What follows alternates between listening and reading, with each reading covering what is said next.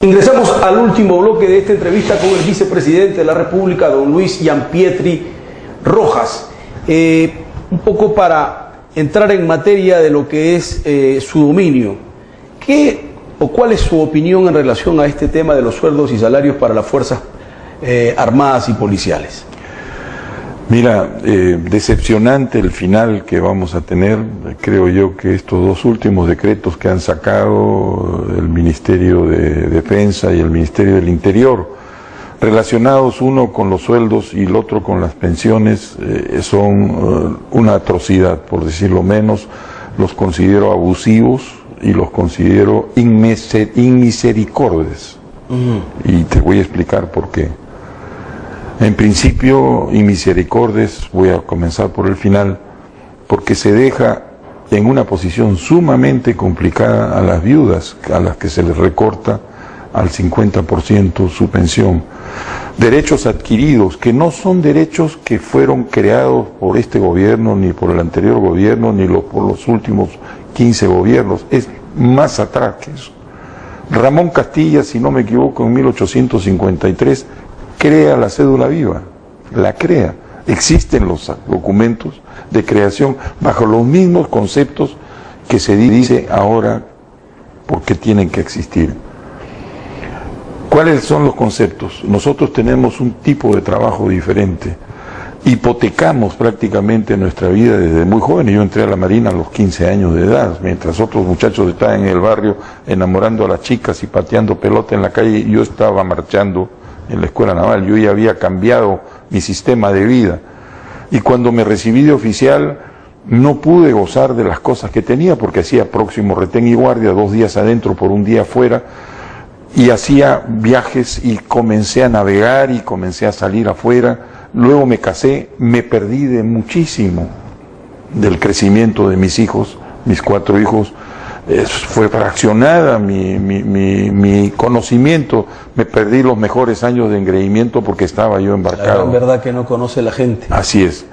Y después, en el caso del ejército y de la policía particularmente, ellos van a sitios en donde no pueden llevar a la familia, donde viven solos, en medio de la selva, comiendo cosas, empachándose de bichos raros y teniendo enfermedades que después a veces no pueden manejar en el tiempo. Todo eso porque uno entra con un ideal que se termina relativamente temprano, porque a los 55 años yo ya tenía 40 años de servicio, tuve que salir. Ahora se han prolongado un par de años más, pero en esa época esas eran las reglas de juego. A los 45 años, si uno no tiene una profesión paralela, pues no tiene nada que hacer en la calle. Y ahí entiendes muchas cosas de las que están pasando. El chuponeo es una consecuencia de eso. Gente de inteligencia que de la noche a la mañana sin ningún motivo la botaran a la calle. ¿Qué iban a hacer? Inteligencia. Claro. Eso es lo que aprendieron a hacer. Entonces, creo que eso es una de las razones por las cuales se creó este sistema en la época de Castilla, en donde entendieron de que tenían que tener un trato distinto. Y las leyes nuestras las recogieron. Hay un proyecto, una ley que dio el presidente del Congreso de esa época, Flores Arauz, en la cual específicamente dice lo siguiente: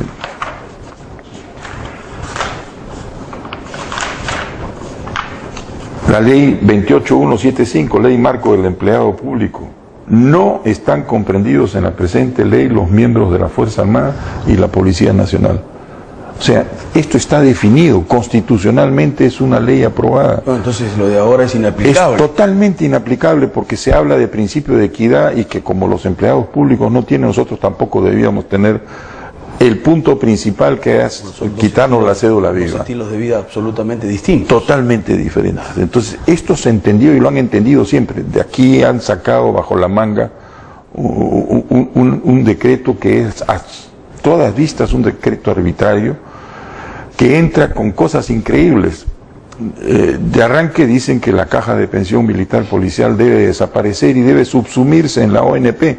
Y esto también es un acto ilegal, porque la propia ley que sacó el Congreso de la República, en la cual se da la intangibilidad de los fondos de la caja, dice de que la caja no puede asignarse a nadie. O sea, además que están los recursos de la gente de las Fuerzas Armadas y la Policía Nacional. Y dice específicamente, no puede embargarse, no puede transferirse, no puede asignarse. Y lo que estarían haciendo es una asignación. Una reasignación. Una reasignación a la ONP, que es una entidad que todos sabemos que funciona como la mona. Gran parte de los trámites que yo he hecho esto ha sido un lobby para ayudar a viejitos que tenían 15 años reclamando su pensión y no se la daban. Claro. O sea, una de ellas es mi madre. Así es. Entonces yo creo que esto es una barbaridad, es un despropósito total. Lamento sinceramente que el señor Torne no se haya compenetrado con la realidad del Ministerio de Defensa, y lamento también la decisión de Miguel Hidalgo, que creo que ha terminado mal su posición al final de todo el tema. Pero no quiero entrar a personalizar esta figura. Quiero decir de que, si bien es cierto, va a haber un aumento de sueldos. Bueno, permítame la interrupción, vicepresidente, detrás de esto tiene que haber habido un palanqueador. Bueno, el palanqueador es totalmente definido.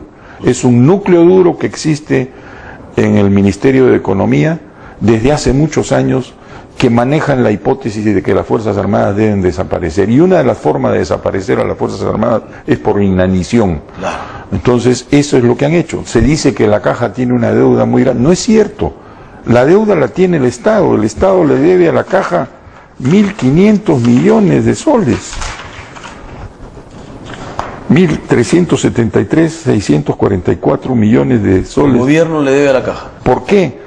Porque si bien es cierto, pagaron el 6%, la figura es, cuando se crea la caja, se decide que el descuento debía ser del 26 o 27%. Y se divide, 12 el Estado, 12 el usuario. ¿Ya? 2 o 3 años después, no sabemos por qué, el gobierno militar decide que ya no, 12 era mucho, 6. Y ahí ya comienza a cojear la caja. Y cuando pasan los años y entramos en la subversión, se crea la figura de la invitación al retiro, que no existía, en la cual se le da una bonificación, se les liquida como si hubieran cumplido su tiempo de servicio.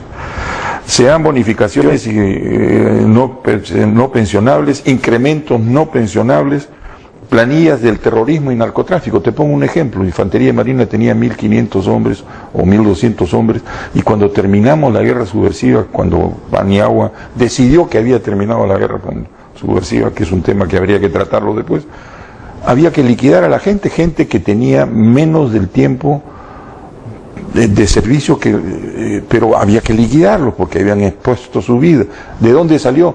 Todas estas cosas, Navidad, fiestas patrias, bonificación por escolaridad, todo esto se lo cargaron a la caja. Y encima de eso, el dinero que se robó Montesinos y el señor Hermosa, que lo rescató la juez Cova en Suiza, me acuerdo del nombre por eso, entró al FEDADOI, y el FEDADOI hicieron ser y pabilo, se pagó la Comisión de la Verdad, se pagaron los uniformes de los policías, se les dio a las universidades, todas las universidades se beneficiaron del dinero que era de... Entonces, no es una falla solo del sistema, es una falla del Estado que no la quieren reconocer.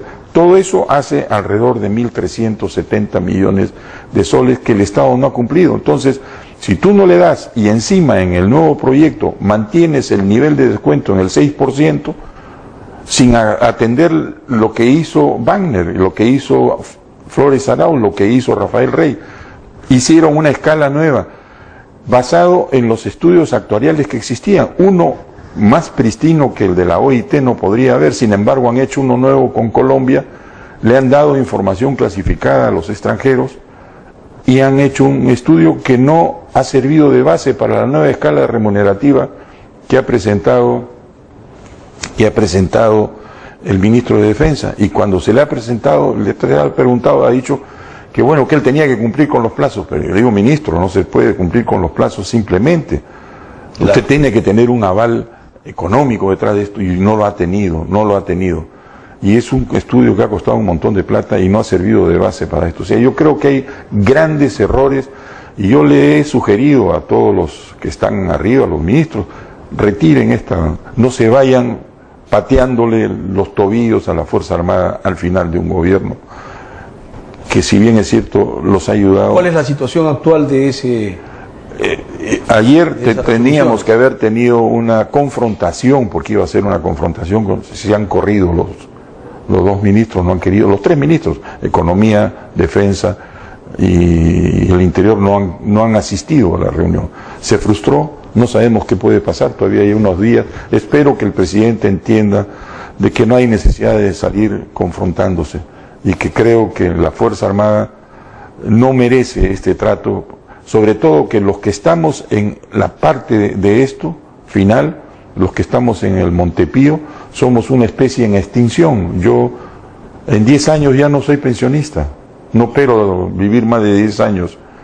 ¿Por qué no? Bueno, pero somos una especie en extinción, o sea, no es cierto tampoco que se diga que somos 90.000 millones, lo va a costar este aumento o este cambio. Lo que han hecho es multiplicar lo que existe ahora por 50 años y le dan los 90.000 millones. Bueno, los derechos adquiridos obviamente no se pueden pues borrar de la noche a la mañana ni desaparecer, y este es un derecho adquirido. Es más, existe un documento que acaba de hacer la Corte Interamericana con respecto a la 2530, que es el otro sistema de civiles, y han dicho eso justamente. Es un derecho adquirido.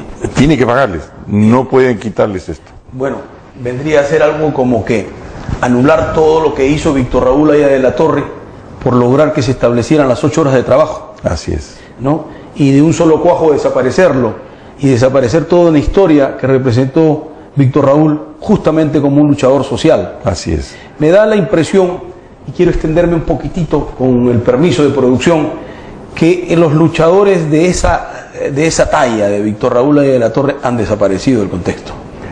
Yo tengo entendido, porque he tenido cercanía con los ayudantes de amistad, ¿no? Eran mucho más antiguos que yo, de Haya de la Torre durante su tránsito por el Congreso de la República, y Haya de la Torre siempre pensó en que debía reconciliar al partido aprista por supuesto, con la Fuerza Armada, y aparentemente esa idea no cuajó en otras personas. Y él fue uno de los más afectados. Él fue uno de los más afectados. Y también fue el único que cobró un sol por sus servicios. Yo creo que en el fondo son errores o estrategias las que se han llevado, no lo sé. No quiero pensar mal, pero bueno. Pensemos bien. Vicepresidente de la República, para nosotros ha sido un honor tenerlo en Red Peruana de Noticias. Muchísimas gracias. Les auguramos, les deseamos con absoluta sinceridad de que todo lo que usted no pudo aportar dentro del gobierno pueda hacerlo ahora en este nuevo contexto, porque creo que el presidente electo Humala va a tener de todas maneras que tocar las puertas de los experimentados, no hacerlo. La Biblia dice que en la multitud de consejeros está el éxito. ¿Y qué haría yo? Justamente a la gente proba, y a la gente con experiencia, yo les pediría que me sigan apoyando. Yo tengo un enorme amor por mi patria y yo no le mezquinaría a nadie mi conocimiento.